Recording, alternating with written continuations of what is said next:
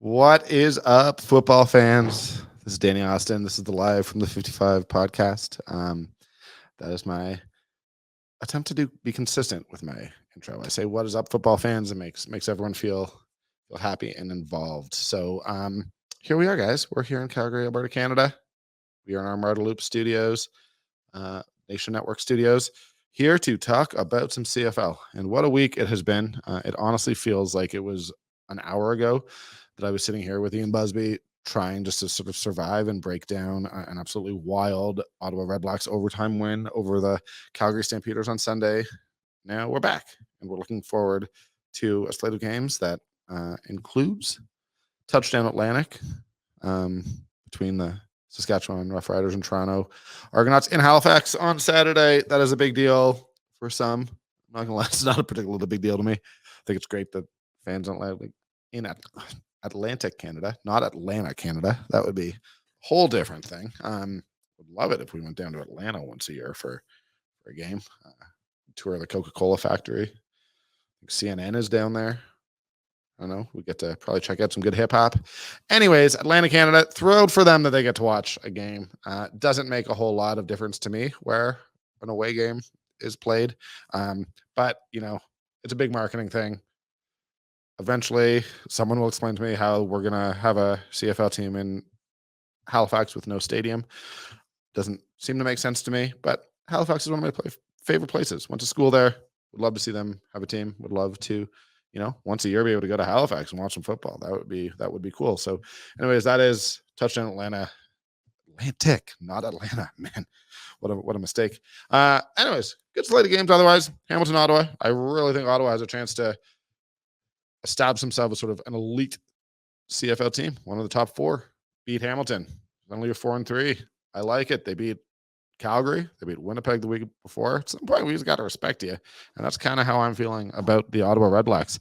And that also brings up an interesting question. Are they the fourth best team in the league? If they are, who's the fifth best? Because if you want to tell me it's Montreal, and if Montreal beats Calgary on Sunday, I think I'd probably have Montreal as number 5. That means 3 of the top 5 teams in the CFL are from the East, because I would definitely have Toronto and Ottawa and potentially Montreal. Is the East as good as the West for the first time in many a moon? I think it might be. I don't really think it might be. I'm trolling a little bit, but I think that we're at that point where if we look around, Toronto is right now the front runner, the best team in the league. They're the defending champion. We've seen Ottawa beat 2 elite West teams back to back, and then Montreal has a chance. I mean, Montreal, they're on a bit of a losing streak. I'm not sure I'm that sold, but when you look at the other teams in the West, it's definitely not Edmonton. They're definitely not number 5. The Riders have a lot of convincing to do. We have Britton Gray on, by the way. I'm supposed to introduce our guests, but I will do that in just a second. But yes, the Riders have questions at quarterback. I don't think they've been playing particularly well recently. So you could tell me Montreal's above them if Montreal beats Calgary. And then Calgary, I mean, they're 2-4. They lost to Ottawa. They lose to Montreal, they're not ahead of Montreal. So, yeah, I think it's possible that 3 of the top 5 teams are in the East right now. It's wild. This may all come crashing down. On Sunday, I may be sitting in this very podcast studio saying, wow, I'm an idiot.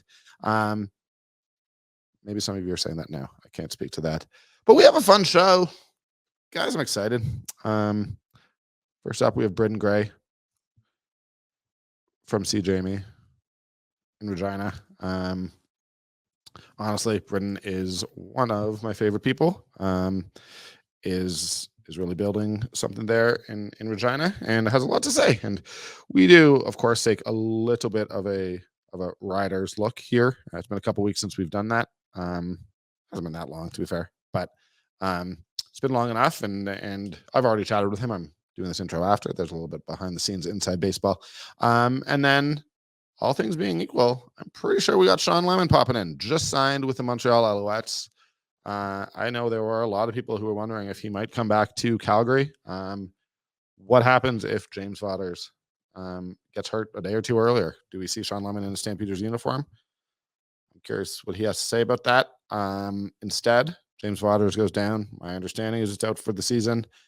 And the Stamps pull off a trade to bring Jaguar Davis back.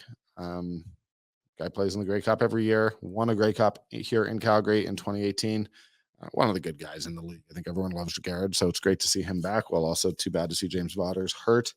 That's sort of been the big story around Calgary these last couple of days as far as the Stamps go. So going to be fascinated to have Lemon on, because I think he's on the periphery of the story, but I'm curious. He plays Calgary this weekend. What's he got to say? Anyways, we're gonna get to the show, get to Britton first here, and then Shawn. But do you want to shout out our sponsor, Fraser and Fig? I talk about these guys every week. Every week I got another person saying, Danny, when are you gonna eat charcuterie on air? I think you guys are all pulling my leg, but that's okay. If you don't know, Fraser and Fig, man, they're up here in Marda Loop. I brought some Fraser and Fig to a picnic. They do delicious elevated charcuterie, these boxes, these spreads. They got fresh artisanal provisions. They call it on-demand grazing, pickup or delivery. You can do either. Anyways, honestly, it's all local. It's all artisanal. They got 4 sizes, one for every occasion. Just get a little one, just for 2 of us. Just figured, hey, we'll split a charcuterie box. It was a hit, but you can get bigger. You can get a whole party size. That's what I'm going to get with John Bender. You can buy his man Cami Kepke wants in. So, Fraser and Figs, man, all their boxes, they come with meat, cheese, dried fruit, fresh fruit, nuts, olives, pickles, and carrots. There's no one I'd rather do an ad read for than Fraser and Fig. So yeah, I know their selections do vary month to month. So choices, you can switch it up. You've had one, you might not have had them all. Try it out. Fraser and Fig, we appreciate them. Thank you. All right, let's get to Britton Gray. Here we go. Britton, thank you for coming back on the show so much. Let me ask you, how is life in Regina? It's great. It is hot out right now. We're in like the low to mid 30s, probably even hotter. And once you get down to the field level at Mosaic Stadium during practice, it's even hotter down there.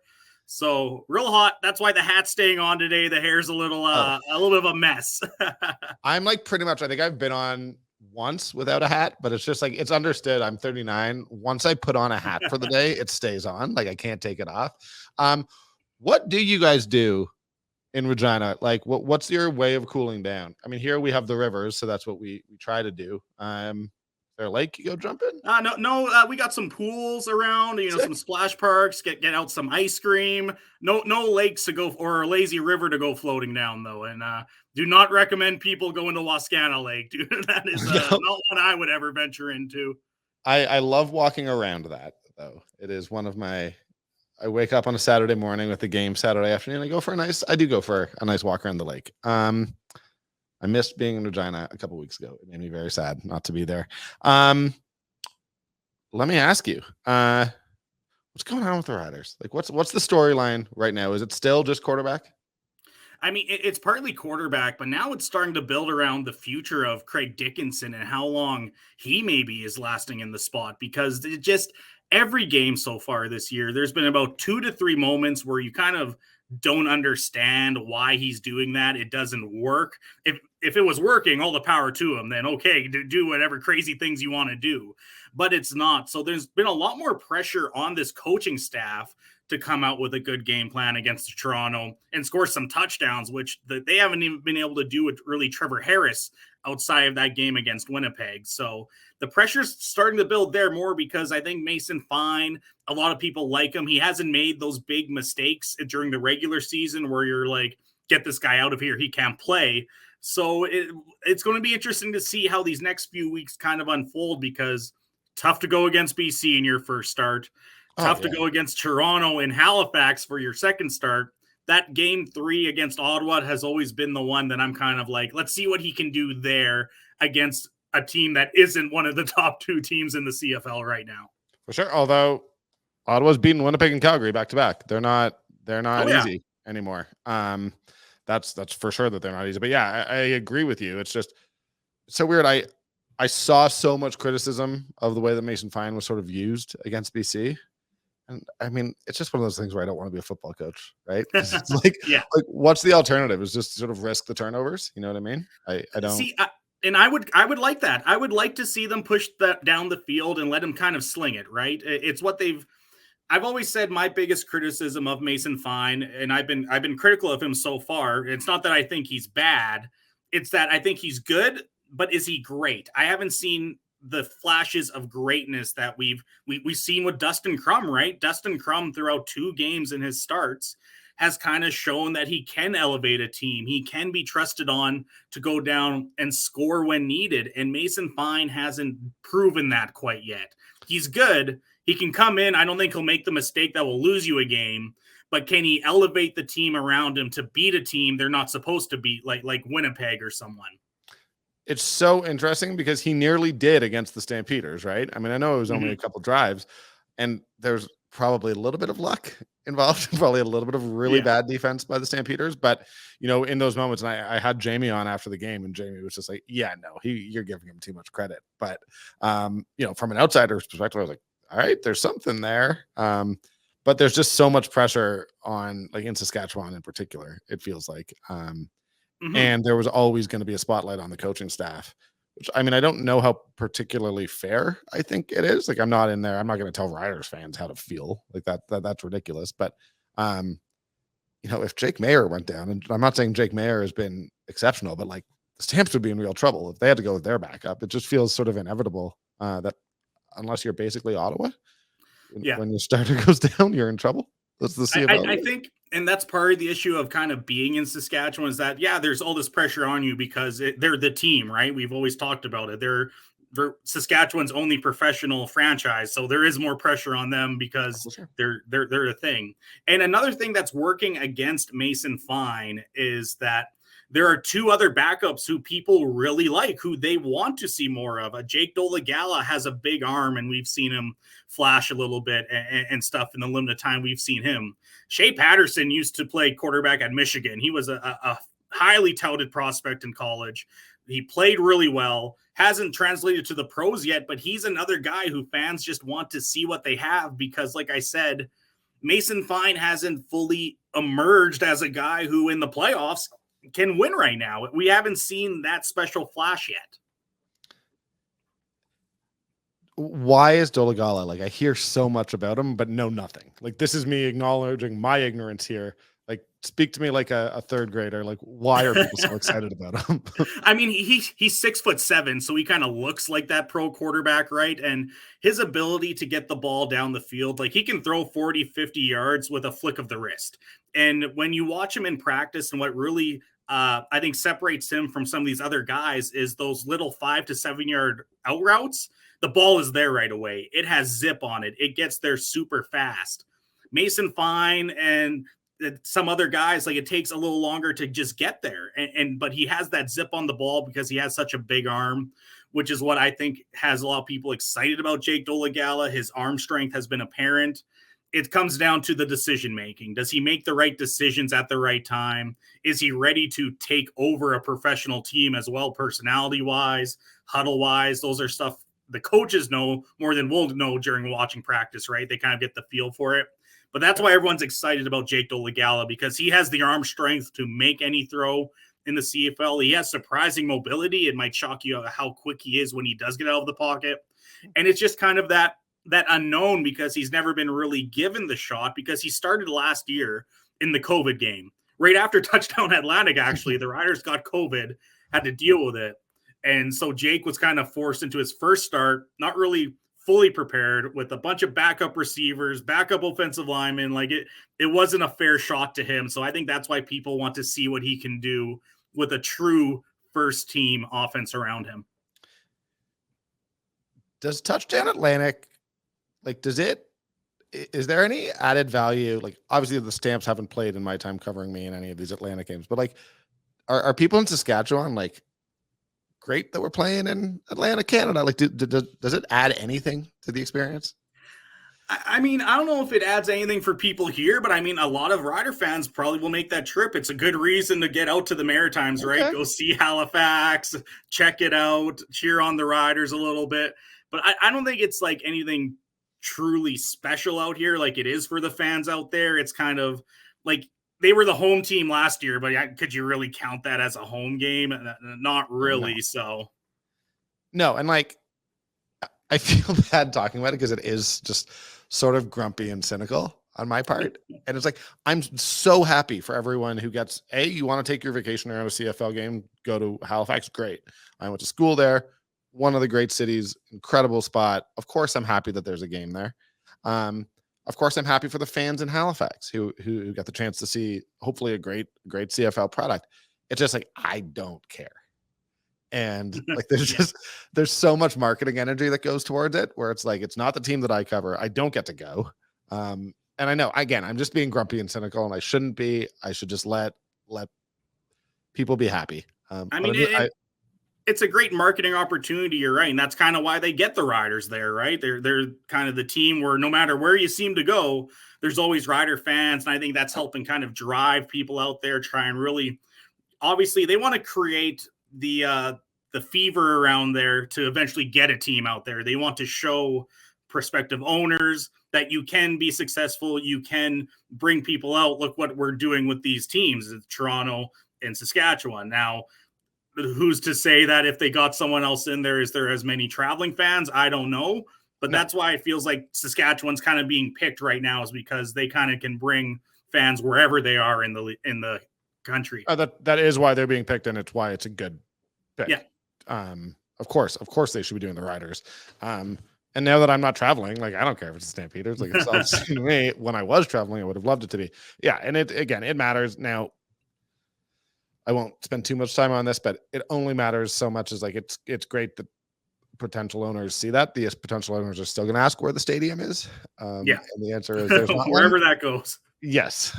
So get the $100 million that you need to build the stadium, and then I'll believe that there's a team in Halifax. Do you have any expectation of the Riders putting up a good fight against the Argos? I mean, it's pro football, so every week I go in with, hey, a puncher's chance, right? You never know who might shock someone. I mean, Edmonton nearly shocked Winnipeg until Winnipeg eventually pulled away there. But it's just so tough with how good that defense is, how good Chad Kelly has been playing. And like I said, with Mason Fine, where's the elevation of the team around you where you lead them to a win, not that you need them to kind of help you get to a win. And so that's where my hesitancy is. I just want to see a touchdown. This team cannot afford to go another week without a touchdown, because then the calls start to get real heated for a new quarterback, new offensive coordinator, head coach. If for a second week in a row, the offense kind of sputters like against BC, I think it was 7 of their drives, they started at their own 50 or better, and you only put up 9 points. That cannot happen in pro football if you ever want to win again. No. And I mean, it was Alford who kept them in the game against Calgary, right? I mean, Obviously the offense came alive at the end, and they deserve credit for that. But if Alford doesn't run 2 back, they are out of that game by the time the fourth quarter starts. Yeah, exactly. And even with Trevor Harris, it was kind of, when we look back, it was the same conservative type offense we saw against BC. So that was clearly the game plan. That's where they feel they need to win. Now, part of that is playing a part of the injuries. The Riders O-line has once again had to deal with a bunch. A bunch of wide receivers were out. There was a time where you looked at the Riders 6-game injured list, and they had a starting caliber 5 on there around the CFL. So as some of these guys get healthy, we'll see if that kind of opens things up a bit more. But I need to see at least some longer drives put together for this offense to start being like, okay, maybe Mason Fine is the right guy to do this. I mean, it's one of the things that we saw this weekend in Calgary was it wasn't just that the Stamps had 3 turnovers, which ended drives quickly and got the defense back on the field. They also had, like, their touchdowns were all awesome. I mean, they were big play, long pass, but like Mark and Michelle, I believe it was the first play of the drive, was for 95. So the defense had just gotten off the field, needed some rest, and couldn't. And that ends up catching up with you at the end of the game. So you need those long, sustained 12-play drives, no matter who you are in the CFL, no matter how good your defense is. And yeah, it's got me. I just love tossing this stuff out there. If you had to do your own internal power rankings, who's number 4 right now? Number 4, I think I really like what's kind of building in Ottawa right now. They're kind of the team that's kind of growing, and they just beat Calgary. And now we'll see if they can sustain that. But this week, right now, I think Ottawa you give the slight edge to, but Calgary's right around there right now as well. They have been playing better football as of late. For sure. They just make big mistakes. And I mean, partially doing this trolling, like, of course. And I'm not saying like who are my Grey Cup favorites, because I don't think I would have Ottawa as number 4. I'm just saying who right now, Mhm. and I don't actually know what the question is, but it's just your power rankings thing. Who's your top 4? Who's your top 5? And my thing is, I think Montreal will beat Calgary this weekend, at which point 3 of the top 5 are Eastern teams. And it's like, is for the first time in probably my adult life, is there an argument that the East is better than the West? I mean, right now, we'll see, like, a Dustin Crum, we'll see if he can kind of continue to Yeah. capture this lightning in the bottle. We'll see Montreal they've kind of been, if they lose to Calgary, if they beat Calgary, different story, but they've kind of had to face the top teams in the league and they haven't been able to beat them. Mhm. But yeah, it's kind of, the league is in kind of a weird spot with there's a lot of teams who I'm still trying to gauge about if this team is a Grey Cup contender or a team that might miss playoffs. There are teams I can make the argument for both cases. Yeah, and I think that there's that clump basically of Ottawa, Calgary, Montreal, and probably the Riders in there. Like, and that honestly, on any given day, I think any of them could beat any of them. It's a great place for the league to be in, to be perfectly honest with you. But like, we saw the Riders and the Stamps split games. The Red Blacks and the Stamps split their games. We'll see with the Alouettes. Again, the problem is, like, I've covered this team long enough to just, like, the Stampeders play terribly in Montreal. And I know that I can't, like, hold the sins of 2018 against this current group, but I've seen it enough. I've been there in Montreal. I've been there when they've gone to bed early. Been there when I'm pretty sure they went to bed late, and it just doesn't seem to work in Montreal. So, and then the Stamps just have a brutal August. So, like, there's a possibility that the Stamps are going to look really, really bad going into Labor Day, and then might be able to go on a nice run. But I'm sure you guys feel it a little bit in Saskatchewan. It's like when they're playing one of the East teams, it's now significant because, like, I don't know if the crossover is in play or not. So Yeah. like the Stamps actually need, and as do the Riders, to be beating these teams that might be the third place team in the East. Yeah, exactly. And we kind of are also kind of looking towards Labor Day. The Riders have a bye week right before the Labor Day Classic, but like, they have a game against Ottawa at home, and all of a sudden Ottawa's looking like they could beat anyone in the CFL. They have a trip to Montreal, which, same case. The Riders, for whatever reason, they head out to Montreal, and things tend to We have happen. our suspicions. We have our suspicions. But that's a tough road trip. And then I think you got BC again, and like I said, you got Winnipeg coming up. Like, we look at this next stretch, they could go 0-8, and you'd be like, well, sure, that's some tough competition all of a sudden, which is great for the league. It's great that we don't have, like, Toronto's undefeated, but they don't feel like unbeatable like the Bombers kind of felt over the past few seasons, which is great for the league, which is excitement. And we're seeing it by more people tuning in, a lot more kind of fantastic finishes, because the league is close right now. It really is. Yeah, and it's interesting because it's been presented, and the quarterback question has been, oh, you're not developing young quarterbacks. And to be honest, like, I think it stinks that Mazzoli is down, that Harris is down. My heart broke when I thought Vernon Adams Jr. was going to be out for a while. Like, that's bad news, because I don't know that there's the depth, but like, this is leading to some parity.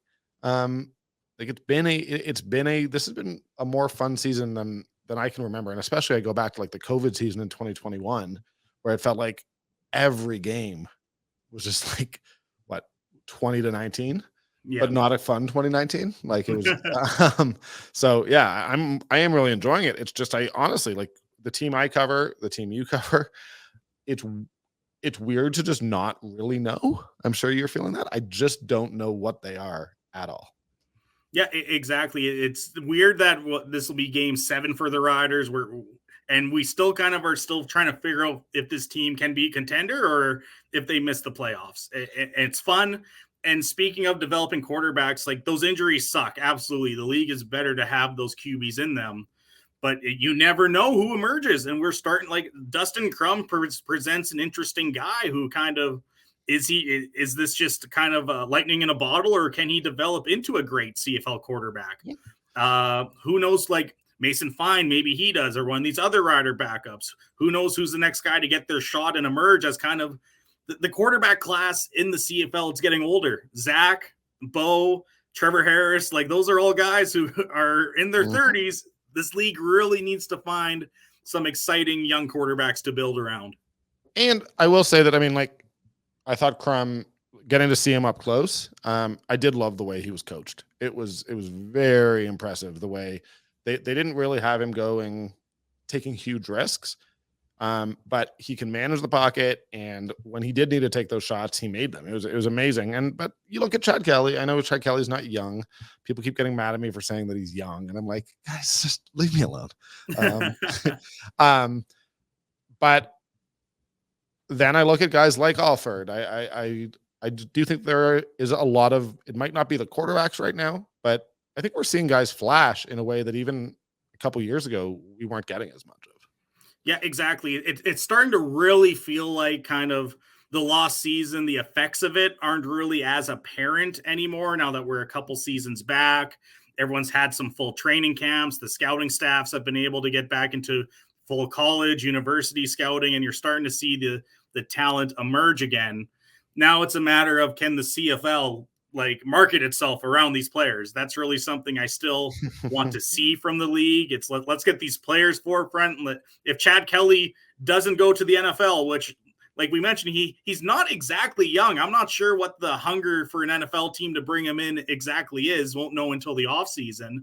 But if you could build around him as kind of the next face of the CFL, at least that could happen for the next 5 years, right? If you have a guy who's young enough to be the face for the next 5 years. Step one is that I want to be able to click on a player's name and look at their stats. Yes. I don't know if that's marketing. I don't know what that is, but I'd really like to see that. It is week 8. I dream of a CFL where I don't have to complain about the stats again. I dream of it. I know it's, I will say that from like my media perspective, which like at times my, digital persona can be a little bit of a curmudgeon. I get really mad about it because it's just, whenever someone asks me, like an NHL person, we're missing something. Like, they do have stats, right? And I'm like, this is the most embarrassing thing that I've ever had to tell you. But no, I'm devoting my prime professional years to covering a league that doesn't have stats. It's so embarrassing. Yeah, it's mind blowing, and it like. It might not matter so much to fans, but from our media perspective, we need those historical stats. We need to be able 100% to look back at other years, and we just can't right now. We just can't look at a guy's game by game from 2018, and it makes it infuriating to kind of put into perspective what a guy's doing right now. Yeah, it hurts the standard of what all of us are doing as professional journalists. It's brutal. But whatever, there's other good things. We did a lot of positive here. We talked a lot about the positives. I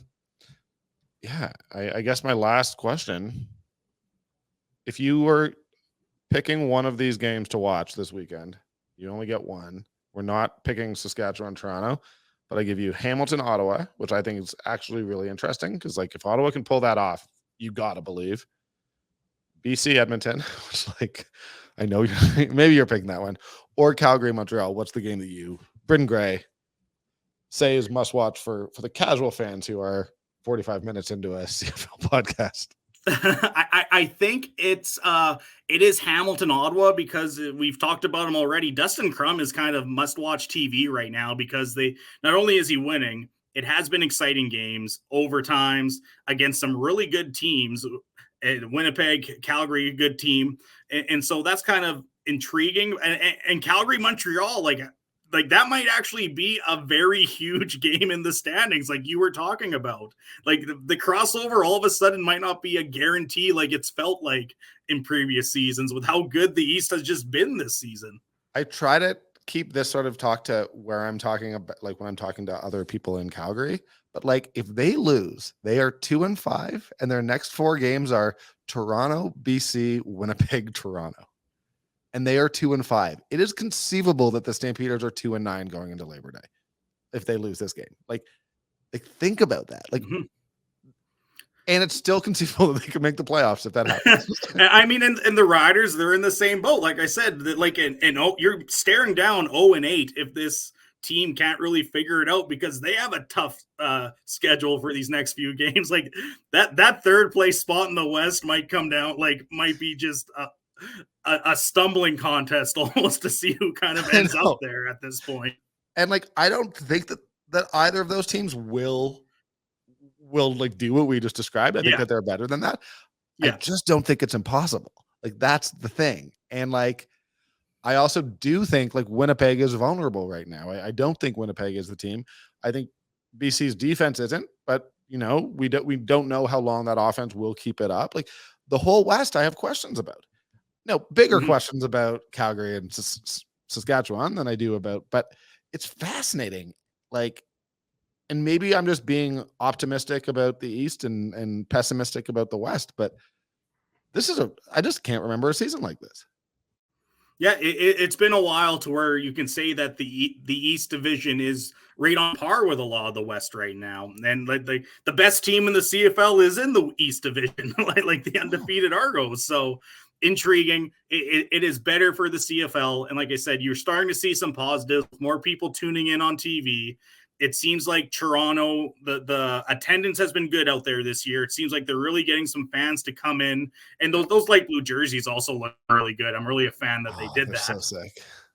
so good. A lot of positives, despite our negatives about the stats and whatnot. The CFL, this has been actually a very positive season, a step in the right direction.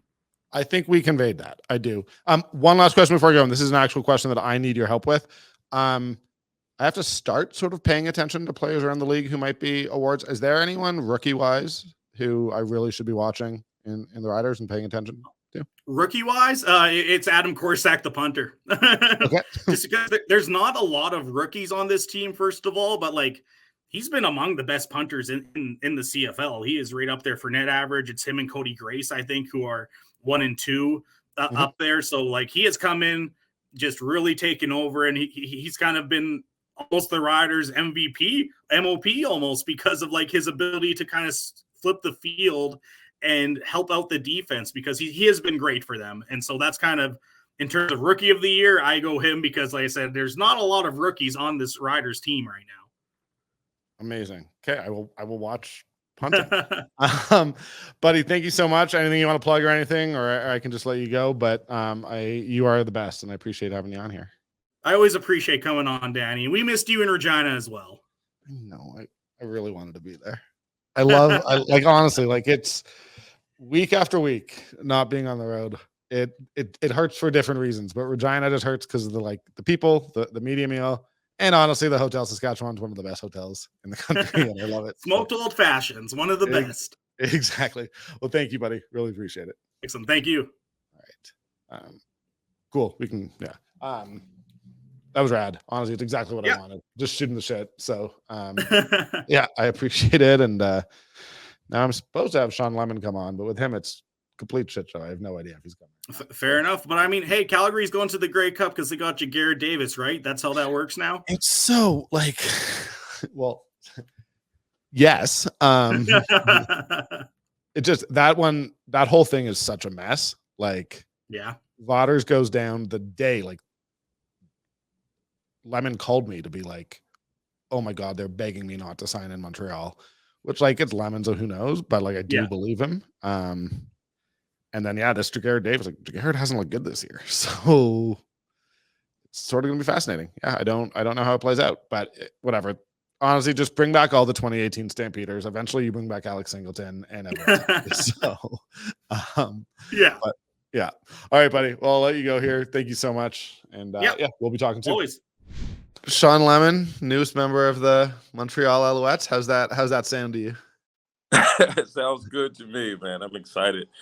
Thankful for the opportunity. Just ready to get after it. The Alouettes are right in the mix. How big a factor? I know you talked to several teams over the last month or a little bit. Them coming out coming out right there, 2 and 3 right now, but in the mix with the rest of the East. How much did that matter to you? That matters a lot to me. They've been playing good football. I have my eye on them. Just watching to see how they attack teams, and it's a very explosive offense. Defense has been getting after it too. So I'm just excited to add to an already good team. Does it? Do you laugh? You've now played for, or will have played for, 8 of the 9 teams. I laugh all the time about it, but it's fun to me because not a lot of players can say that they've experienced every city for the most part, the CFL. And, I'm thankful that, like, I look, like I told you before, I always look at it like, every team in the league wants me, so Yeah. that's just what it is. There's worse landing spots than Montreal, too. I gotta say that's a nice city. I don't know how much you've explored Exactly. it, but Exactly. like, It's a nice yeah, city. Or I've just explored it, walking around and, going to eat at different places so far. So, it's been good. It's been love so far. nice. And I mean, are you expecting like you want to be in there? Presumably, well, I know you want to be in there because it's against the Stamps. But like, how quick is this going for you? Are you got the Uh, playbook ready to go, practicing? I've learned the whole playbook, and guys are like, "Yo, did this guy just learn the whole playbook already?" Like it's been like I've been up all night, going in early, meetings with the coaches. Like I've been getting there at like 6 a.m. in the mornings. We don't start the day until like 9, so I get my workout in, have my breakfast, and then I'm in it, and I'm after practice. I'm meeting with the coaches. Stand there watching film on my own, and that's just what I am though. That's, what I mean? Like I'm a football junkie. I told you that before. I just love it. So, it's a fun challenge to me because I like to prove guys like there's no way he's gonna learn this fast. Yes, I am. So Yes, you are. fun to, Well, and I feel like you'd be that way either way. But like, legit, does it at all like motivate you more that it's Calgary, your former team, this weekend? it's a little wild if you look at it. It's like if you're reading a book, right, about the myself for over a year, which I'm going to write a book at some point about all this what I've done. Um, you couldn't ask for a better scenario. You couldn't ask for a better next chapter. Um, so and then it's like for it to be for me to get in a certain time, and then it's the last game of the CFL week on a Sunday. Like after a Yeah. bye, you got enough time, a little bit more time to prepare, right? So like Calgary's been good to me. I enjoyed my time there, like I always say. I have no like ill will towards anybody there or none of that. But that's just how I am. I carry a chip on my shoulder. I look for a chip in the trash can anywhere to find anything to motivate me. So I'm always going to be motivated. Yeah, like I don't want to be out here saying it's personal. That's not what I'm trying to say. Like obviously, you came back to Calgary. You've gone back to places where you've played. So, you're a smart enough businessman to not be burning those bridges. But yeah, I don't know. I just have a feeling. Like there's a couple guys every once in a while who have a feeling. It's Yeah, like you want to show the coaches, you want to show everybody what I they're don't. missing. They know me. You Yeah, know what that's I mean? Those guys in Calgary, they know me. So what's understood doesn't really have to be explained. You know what I mean? They know me. They know me. They know what they know me. They know me really well. So, you know, it is what it is. That's what it is. You're at 92. Are you gonna do 100 this year? Like, is that the goal this season? Get to 100? Definitely. Most definitely. Like I'm confident with that. Like I feel great. That's why I trained the way I trained with my time out because I knew I would be in a situation like this.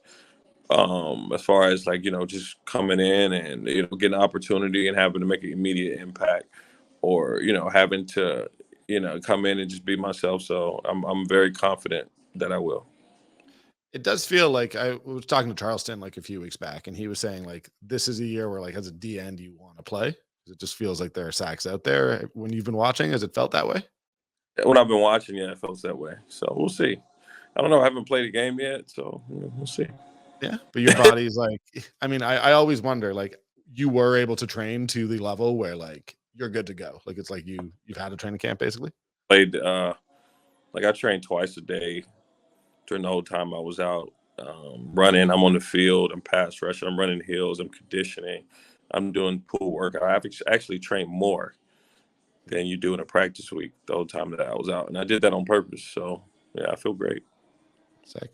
And then real quick, like you got there, you joined the Alouettes. You like the group that they have? Like it feels like that's a tight group. And I mean, No, I'm saying that from a long way away. So I can't like I have no proof of that, but it does seem like that's a group like they kind of want to fight for each other, play for each other. yeah, No? I enjoy it. You look at the game going against Toronto. You got a team that's traveled from Montreal all the way to the other side of the country to BC to play a team that's not a slouch. It's one of the best teams in the CFL right now. and then to come back and play the team that has the best record in the CFL and take them down to the wire. So it went on 4 days, so and different time zones. So they're going to, they showed a lot of heart in that game. They competed a lot. I just want to add to something that's already great to me. You know what I mean? So I'm just thankful for the opportunity, and I can't wait till whenever that time is to hit the ground running. Can't wait. It's perfect, man. Do the Alouettes don't come back here to Calgary, right? I haven't even looked that far. Fair enough. Yeah, I can't imagine. But don't you look that far down the line when they come to you? That's fair. That's fair. I haven't looked at anything past Labor Day, so I don't know what their schedule is. So I don't know if we're going to get to see you here. It'd be good if we did. But it's good to see you back, man. It's just good to have you back in the league. It's good to be back. I'm excited to be back. Yeah. Can't wait. All right. Well, good luck, man. Thank you for your time. I really appreciate it. Thanks a lot. Hey, thanks a lot. See you soon. All right. That was Shawn Lemon. Just a quick check-in. The guy joined the Montreal Alouettes, spent a lot of time here in Calgary. We had him on one of our very first shows. Shawn Lemon, good dude. Anyways, he was brought to you by Fraser and Fig. Delicious elevated cheese and charcuterie made with fresh artisanal provisions, on-demand grazing for pickup or delivery. You can do either. Go pick it up, bring it to your picnic, get it delivered. If you're in a rush, don't have time to leave the house, you got kids running around. I don't know why, but whatever reason you want, it's perfectly valid. Get it delivered. Beyond that, yeah, they got these ready to go cheese and charcuterie boxes, curated with local and artisanal ingredients, 4 sizes, every occasion. I recommend the biggest one you want. I don't know, or a small one, whatever you want. They got big, bigger, biggest, even bigger than that.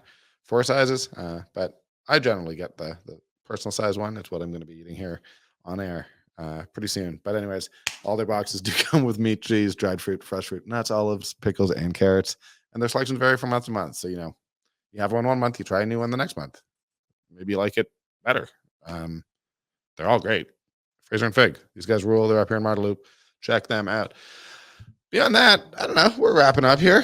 What an episode. It's been a week. Lots and lots of things to talk about here in Calgary. Obviously, James Waters looks out for the season. That means they trade for Jaguar Davis. That means Shawn Lemon, who we just had on. It actually doesn't mean it. It's not consecutive, but Shawn Lemon has also joined the Montreal Alouettes. Lots of movement around the league. Sort of a fun schedule this week. Hamilton, Ottawa has more intrigue than we think it does. I just like Ottawa. I like that team. It's cool to see a young guy in Dustin Crum make a difference. And honestly, I like the way that they played against the Stamps. You can beat them deep. That's for sure. You can definitely beat them deep. They got to look at their coverage on the deep ball because the Stamps killed them there. But other than that, there's lots to like about that Hamilton team. Then you got Sask and Toronto. I'm pretty sure I'm not allowed to talk or write about the CFL if I don't acknowledge that as Touchdown Atlantic. Went over that in the intro. Great. It's in Halifax. I hope that everyone has a great time. Toronto should absolutely smoke them. Then BC Edmonton. It's at home. Maybe Edmonton pulls it off. They won't. There's no hope. I don't care that it's Dane Evans. Dane Evans is a good quarterback in my opinion. So these BC Lions, I imagine, improved to 6-1. The Edmonton Elks 0-8. That's my prediction. I've been wrong before, but I won't be wrong this time. I feel bad for everyone up in Edmonton. Our friend Jerry Modojong came on. He was a defeated and broken man when we had him on a couple of weeks ago. Just an elite level interview. Check that out if you haven't. And then Calgary, Montreal, tough game for Calgary, but also a game they really need to win. Tough August ahead for them. I don't know. It's Montreal. I think this team's going to be good. I can't wait to see Lemon play. Just Shawn Lemon motivated against these Calgary Stampeders. Like it's what you want. That's going to be a lot of fun. So anyway, good weekend here. That's fun. We'll be back to talk about it Monday morning. I think Monday morning. Hard to imagine it not being Monday morning. But here we are, guys. I don't know. This is live from the 55. We do what we can. Appreciate you guys coming, checking us out. Yeah, have a good weekend. Enjoy the games. Hit me up. Live from the 55. Fraser and Fig. Love their charcuterie boards. Thanks, guys.